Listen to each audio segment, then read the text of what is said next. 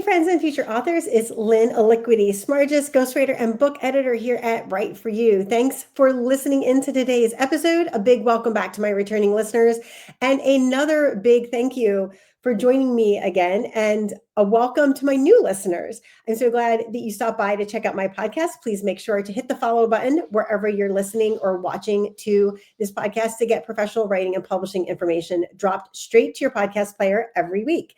I have an incredible conversation lined up for you today, my friends. I've got another fabulous guest expert interview, and I am joined today by Nick Loper. He is the owner and CEO of Side Hustle Nation. He set out to create the podcast he wanted to listen to, light on theory, heavy on tactics. A majority of people are tied to jobs they don't love, and starting a side hustle is a realistic way to build an alternative path to financial independence. It's super rewarding to share the hundreds of creative ways people have found to make money and extra money and to start a business in their spare time. And Nick is with us today to share how to use your book as on Amazon as a lead generator, which is really important, which is one of the things I talk about a lot on my Substack. And he's going to discuss how you can apply this process when you are marketing your business.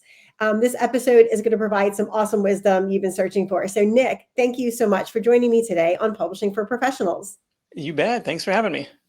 I'm super excited to have you here because we met at FinCon and you did such a fabulous presentation and workshop on your side hustle information. And I believe that one was more geared towards email marketing. But today we're going to talk about using your book as a lead generator, because a lot of my clients who I have for ghostwriting, their main purpose for ghostwriting their book is to use their book as a business card or a lead generator.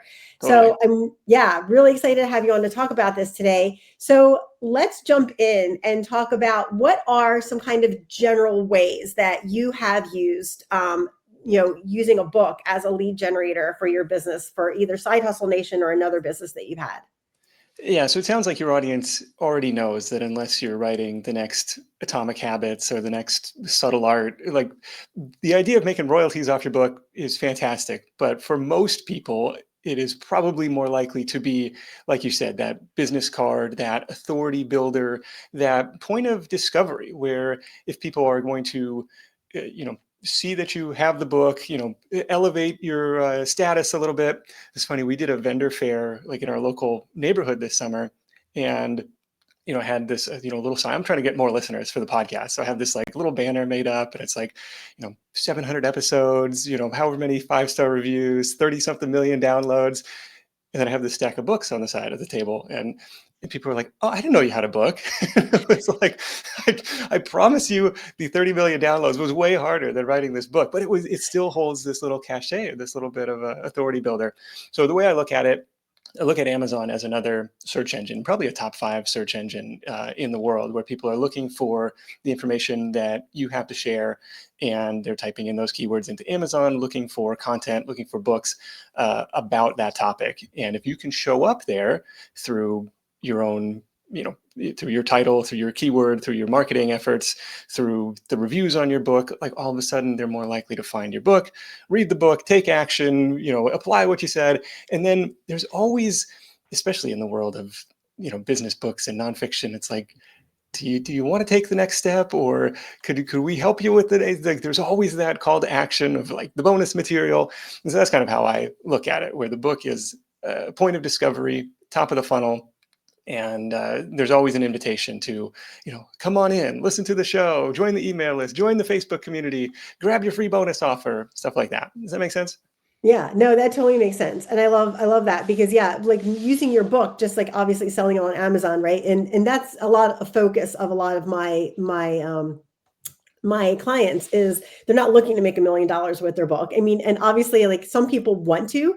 I had another guest on my show earlier last year, and she talked about like she wants to be like more well-known in the fiction genre, right? But and so there's every author has their own different perspective on what they want to do. But yeah, a lot of my clients are just looking for that lead magnet. And yeah, that totally makes sense, because you want to show up when people are looking for, business self-help books, if you're in the real estate business or whatever it is, in that section in Amazon. And that makes a lot of sense. Now, I know you can use like one of the things I talk about to my clients a lot is using the first few pages to have a QR code to download a lead magnet. And I know you have used that in your books. So can you talk a little bit more about how you have used like the first few pages of your Amazon preview to get as a lead generator for your business as well? Yeah, shoot, the QR code is probably a good idea. I just have like text links or a clickable link on the Kindle version, but for the paperback, especially, shoot, the QR code would be a good way to go. Make it even lower lift. But to your point, Amazon has the look inside preview or like the read a sample button where sometimes people don't even need to buy the book to become a part of your email list if they're scrolling through and you have a compelling enough offer in those first few pages. Hey, grab your bonus or grab the companion guide or something like that. We've done that a handful of times. Make sure it's visible at the very front of the book, and I make a point to intersperse it as it makes sense throughout the content as well. And you see this really commonly in nonfiction, where it's like, hey, make sure to grab the companion toolkit. It's like almost every chapter they're kind of referencing this. Where if you're serious about this, it's going to be hard to get all the way through without opting in for more of what the author has to offer. Right, right. Yeah. And the main point obviously of all of these things we're talking about is to get people on your email list, right? Because the email list is like the gold standard of marketing. Like even today, right? It doesn't matter how many social media channels are going to pop up in the next 10 years. Like email marketing, you've got the full attention of the person that you're speaking to. So that's really important. And so what type of lead magnets do you commonly use for lead generators? Like, do you use ebooks? Do you use checklists? Like, what are some of the ones that you have found in your niche business and avatar that have been most effective?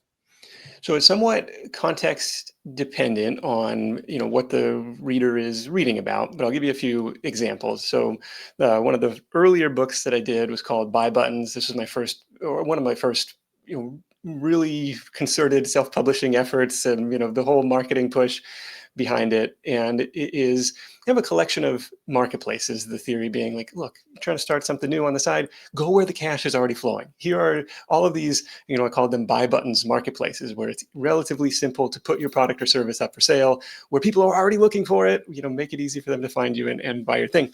And so the bonus for that, because it's kind of broken down into categories, is like, okay, here's a bunch of sign up bonuses for those various services that we compiled, like, hey, $20 off your first thing if you want to try it. There are some companion guides on freelancing and consulting, some online teaching, some related to e-commerce, and it's kind of a choose your own adventure type of book, where it's like, I may not be interested in all of those, but hopefully one of them is. And in that case, it was content that already existed, but it was buried, in a podcast interview from a year and a half ago. And so it was kind of a matter of repurposing that and structuring it so it would be a lead magnet for that book. In the side hustle book, which is the perma-free book on Amazon, we'll talk about that in a little bit. It's a little bit broader because this is kind of just very entry point, top of the funnel type of stuff. The generic lead magnet that I've had on the site for years and years is the 5 fastest ways to make extra money. So I plug that in the beginning, invite people to subscribe to the podcast, because at the end of most podcast episodes, there's another call to action. There's an email, opt-in invite at the end of most episodes. And it also invites people to join the free Facebook community, which is like, hey, if you're not ready for those other things, like, hey, maybe this is the channel that you would like to come and hang out in. We got 50,000 members. It's a very supportive community. And when you request to join, one of the questions is like, hey, do you want to get our best stuff by email? Some people say yes, some people say no, but it's another touch point. So would you say, because I know you had mentioned earlier, like obviously depending on what you're trying to sell, right? There's different lead magnets that are better than others.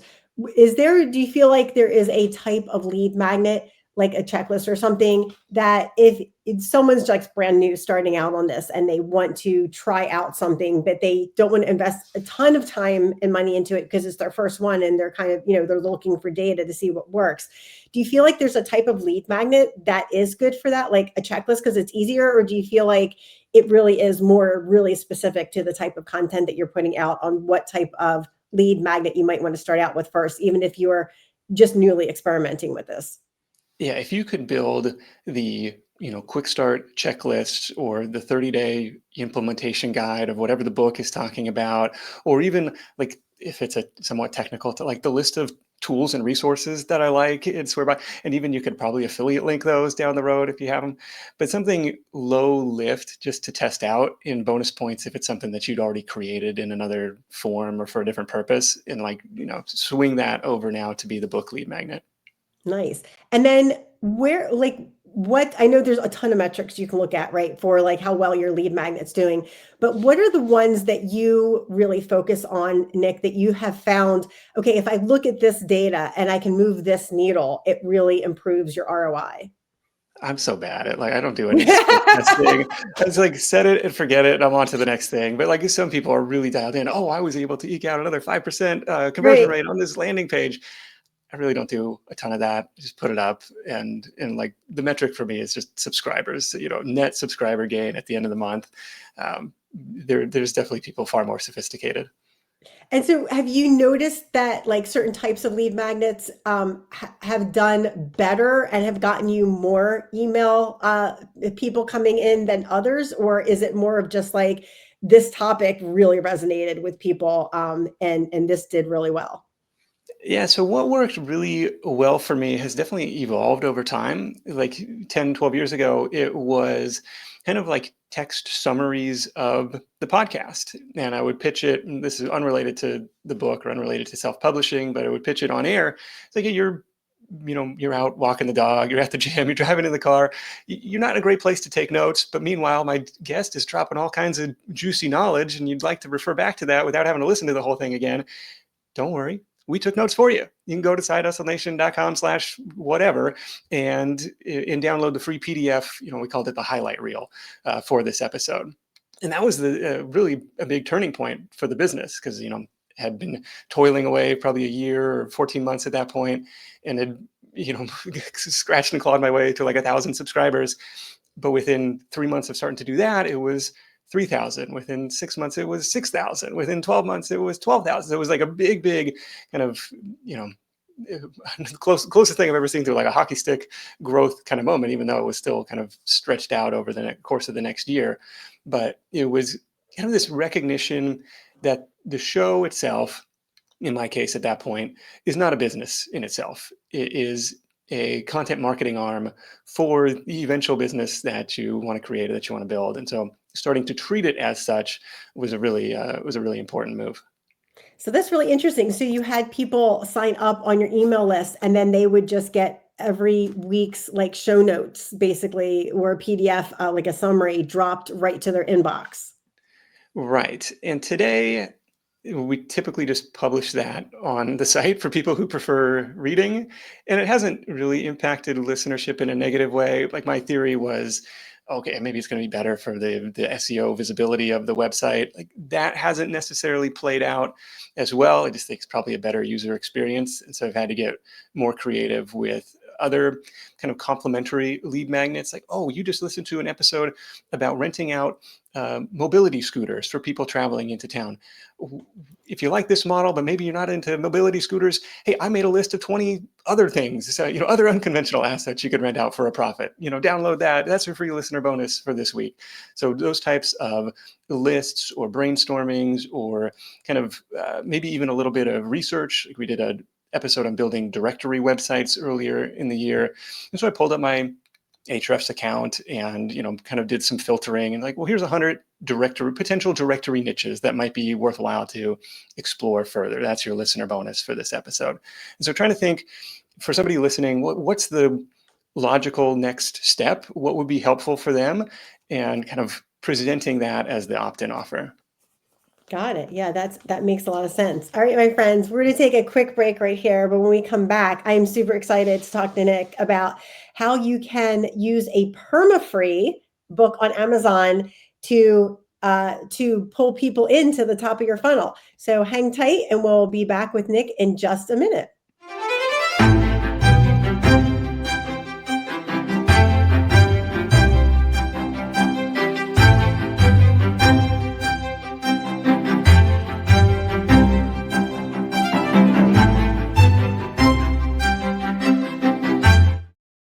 All right, I'm back with Nick Loper, and who is the CEO and owner of Side Hustle Nation, and he is giving us some fabulous and fantastic information on how to use your book as a lead magnet and how to do some lead magnet marketing, lead generation marketing using lead magnets.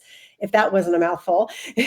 All right. So before the break, we talked about some different ways that Nick has used lead magnets to market his business, including using books and other marketing materials.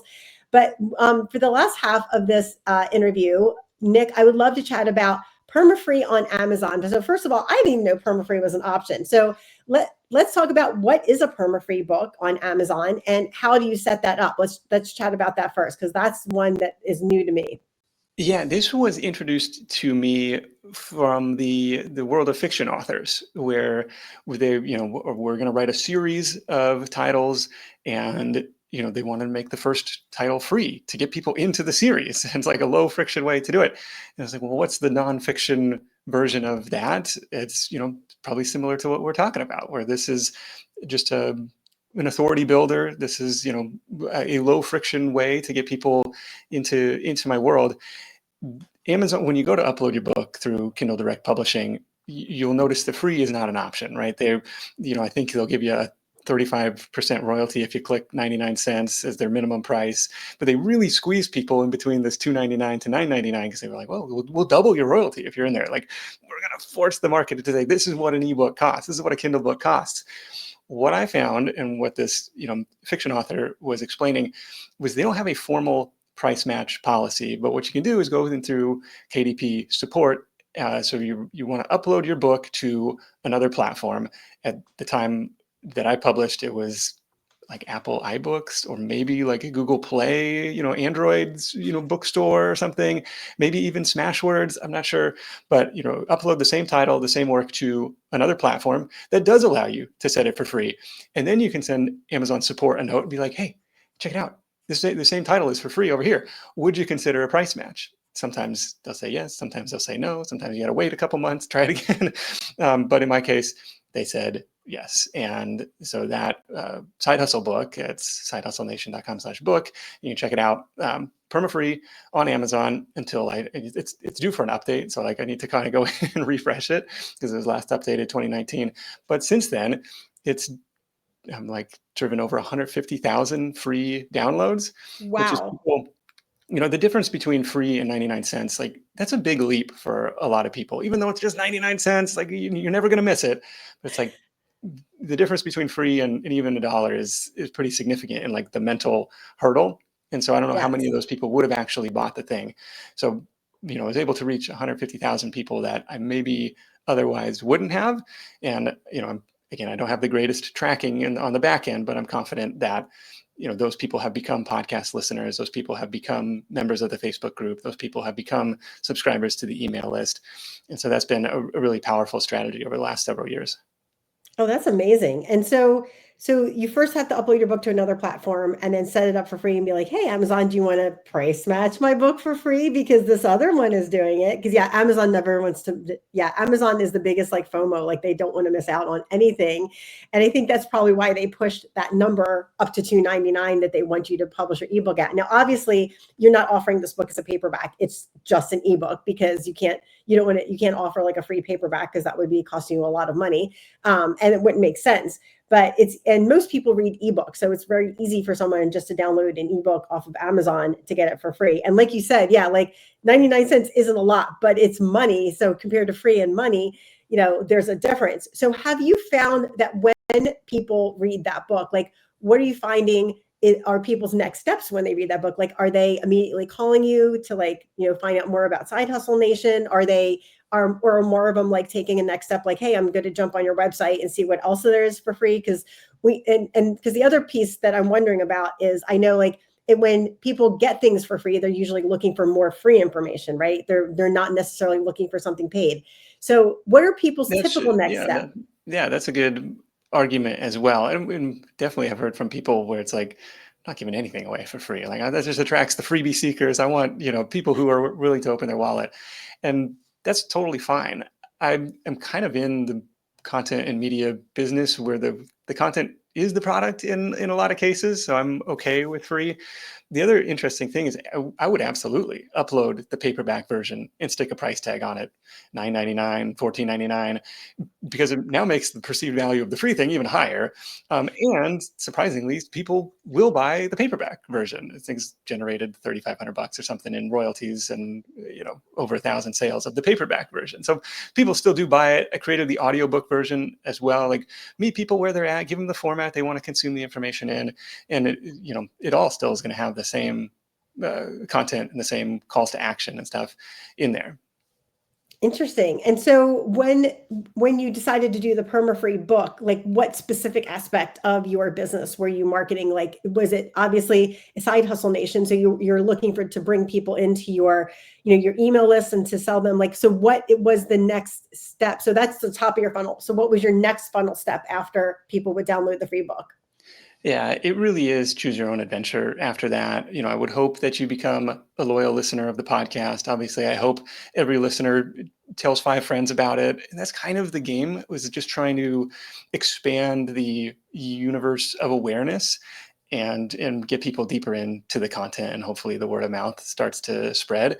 But really, this one was a pure search play on Amazon, where it has side hustle in the title. It's one of these major search engines where the Google algorithm is endlessly complex, and would love that'd be fantastic to rank on the first page for that really high volume keyword. But barring that, what other little mini search engines or smaller search engines could I go after that same keyword for? And Amazon is definitely one of those, where if you can work those keywords into your title, and people find that, and if they might find another side hustle book that's $15, and they look at this one that's free, and they say, well, I'll let me roll the dice with this free one first and see if I like it. That is actually exactly what I was thinking in my head when you said that. It's like, I'll try the free one first, and if the free one doesn't work, I'll buy the $15 one, right? Yeah, Because yeah, it's yeah. like orders, like that's the easiest one. That's like the lowest bar, is to just pull in the free one. Yeah, and like you said, I think that's an important thing to consider for people who don't want to offer free things. Is like, okay, but your free book, right, might outwin or might beat if someone's looking at, oh, your competitor's book for $10, but then they can get your book for free, your ebook for free, right? They might be like, oh, well, let me try Nick's free ebook first, because I don't have to make an investment in that. And then you've captured that person before your competition. And I didn't know, did that have anything to play in when you were thinking about your perma-free book? Yeah, it's kind of, we're just trying to make it as low friction as possible. We're just, think of it as, a 30,000 word blog post in a way, where it's, this information in a lot of cases was already out there because it was pulling from, the hundreds of Side Hustle Show interviews. It wasn't, you know, yes, there were some new elements to the book, new content that was created, or restructuring, reformatting it, but a lot of it was already out there in some form. It was kind of a matter of molding it and massaging it into a book form. Yeah, like organizing it into a book form. Yeah, because actually several of my clients I've ghostwritten for have had a podcast, and that's exactly what we've done, is just literally take their podcast information and organize it into a succinct, like, content for a book, which is a really fabulous way to make a book, and is really a lot easier for my clients, because you already have, a lot of information out there from blogs and podcast content and things like that. Well, Nick, this has been super fabulous. I am loving all of the valuable information you have shared with us today on publishing for professionals. So I know some of my listeners are definitely going to want to reach out and get a hold of you. For people on audio, you can visit Nick at Side Hustle Nation. So Nick, I'm going to let you take it away and tell people where they can find you and reach out to you for a free gift that you are offering listeners to Publishing for Professionals. Yeah, this is just fun stuff. I geek out on marketing all day long. Like, this is great. My latest title is called $1,000 100 Ways. I'd love to give your listeners a free copy. So sidehustlenation.com/write for you is where you'll be able to claim a free digital copy of that book, $1,000 100 Ways. Awesome. Sounds great. Well, Nick, thank you so much for coming on today and sharing all this valuable information. I know that, people are going to have at least one takeaway from this, maybe two. And I know I've got a few that I've written down in my book that I am going to try to implement for my marketing piece. And this is just really fabulous ways to use your book as a lead generator. So thank you so much for coming on today and sharing this. Awesome. Thank you. All right, my friends. So remember, I love working with new clients. Just on what we talked about earlier is working with new and repeat authors to write and edit their nonfiction books. So instead of using your time to write your book, give me a call and I can write your book for you, and you can do what you work on best, and that's being a thought leader. Until next week, this is Lynn Smargis, reminding you to keep writing, keep dreaming, and keep creating. Your book is waiting to be born.